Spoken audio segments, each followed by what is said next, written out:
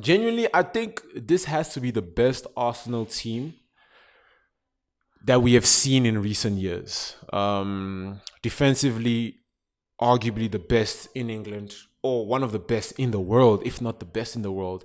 They have the best defense line with Saliba, Timber, Gabriel, and Calafiori there, and David Raya, man. Arguably the best goalkeeper in the world as well currently. But despite all of that, and in the midfield as well, they're very solid. But despite all of that, I feel like there's cracks within the team.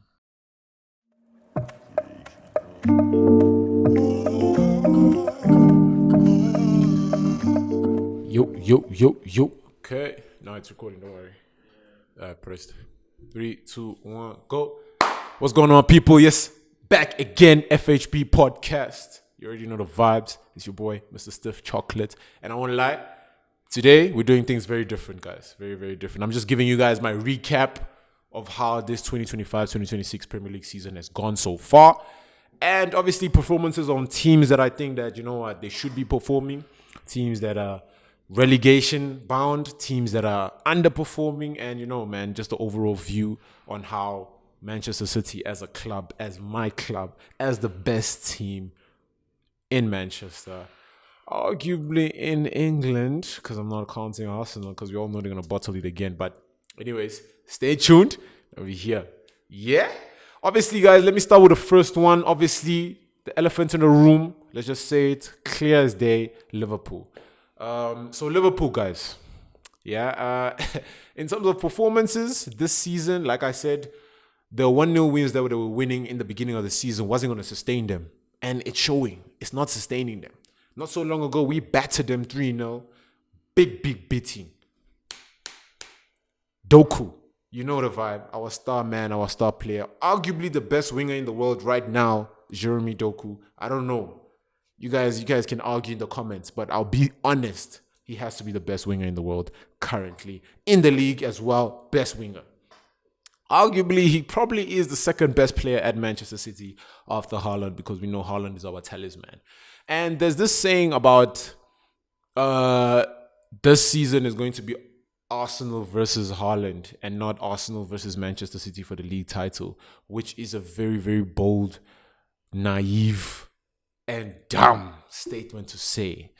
Because you can't tell me that Haaland, obviously without Haaland, we don't get the goals. That is clear as day. But Man City as a collective, as a team, we're playing a decent amount of football.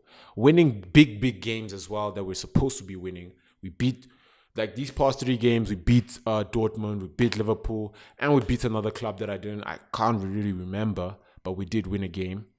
So, City right now, this season, like I said in my previous videos, that this season we winning the league. I don't care what people are saying. We winning the league. I feel like Arsenal's going to bottle this league title as they should, as we know them. And even speaking about Arsenal, let me speak on them now. Genuinely, I think this has to be the best Arsenal team that we have seen in recent years. Defensively, arguably the best in England, or one of the best in the world, if not the best in the world. They have the best defense line with Saliba, Timber, Gabriel, and Calafiori there, and David Raya, man. Arguably the best goalkeeper in the world as well currently. But despite all of that, and in the midfield as well, they're very solid. But despite all of that, I feel like there's cracks within the team that still need to be identified.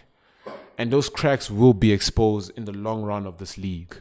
Genuinely, I think, if we're being honest, 20 games in, Arsenal aren't second on the league table no more. I can put money on it. Arsenal aren't second on the league table no more. We are first. Manchester City, first on the league table. Man, Arsenal, Gyökeres.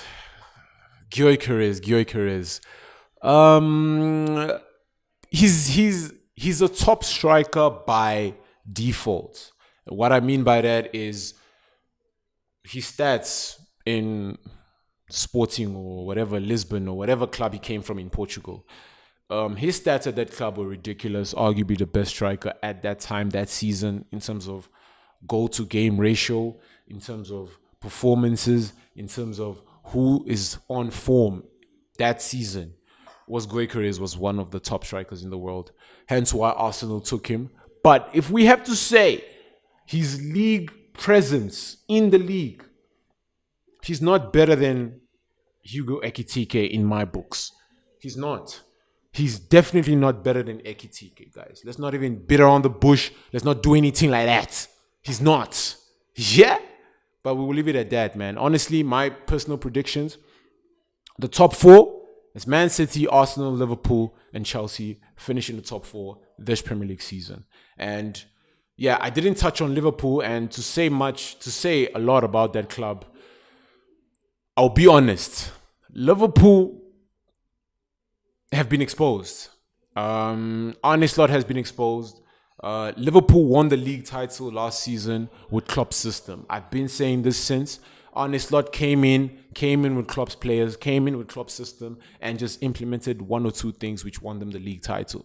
Now that it's his players, he's going through a transition, we can see the cracks and we can see the type of manager that he actually is.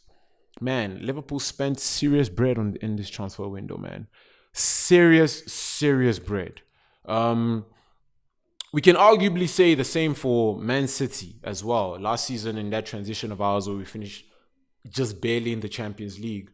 But it was a thing of we did not spend this much money. We didn't even spend this much money. We just had players that were getting older, players that were underperforming at the time, and we also had a lot of injuries. But we still managed to pull out a Champions League, a Champions League position, right?